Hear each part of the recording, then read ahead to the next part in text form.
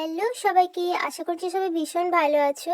আগের ভিডিওতে এটার মেকিং প্রসেসটা তোমাদের সঙ্গে শেয়ার করেছিলাম। এই ভিডিওতে এটার কালার পার্টটা তোমাদেরকে দেখাবো। প্রথমে বেস কালার হিসেবে সাদা অ্যাক্রিলিক কালার অ্যাপ্লাই করে নিয়েছি, দেন হলুদ কালারটা করে নিয়েছি পুরোটা। এবার ফুলের রংটাও করে নেব। তো টিউলিপ ফুলের রং যেহেতু গোলাপি হয়ে থাকে, সেহেতু আমি গোলাপিটাই রেখেছি। তোমরা কি একটা জিনিস খেয়াল করেছো, আমি বেশিরভাগ কাজ এই টিউলিপ ফুলের উপরেই করে থাকি। তো যাই হোক, ওয়াল হ্যাঙ্গিং এর চার সাইডে এবার বর্ডারটা করে নেব। তার জন্য ব্যবহার করছি এখানে কালো আর গোল্ডেন কালার। বর্ডারের চারধারে কালো রং করে নিয়ে গোল্ডেন কালারটা আঙুলের সাহায্যে চারিধারে স্প্রেড করে দেব।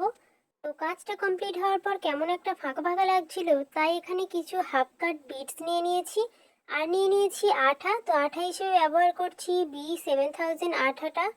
তো এই তো আমি ছোট ছোট বিটসগুলোকে লাগিয়ে দিলাম আঠার সাহায্যে। এবার শেষে ভার্নিশ অ্যাপ্লাই করে নিচ্ছি একটু গ্লসি লুক দেওয়ার জন্য। এবার এটাকে হ্যাঙ্গিং করার জন্য ব্যাক সাইডে একটা ছোট দড়ি লাগিয়ে নিলাম। এই তো কাজ রেডি। তো তোমাদের কাছে কেমন লাগলো অবশ্যই কমেন্টে জানিও, আর ভালো লাগলে ভিডিওতে একটা লাইক করে পেজটা ফলো করো।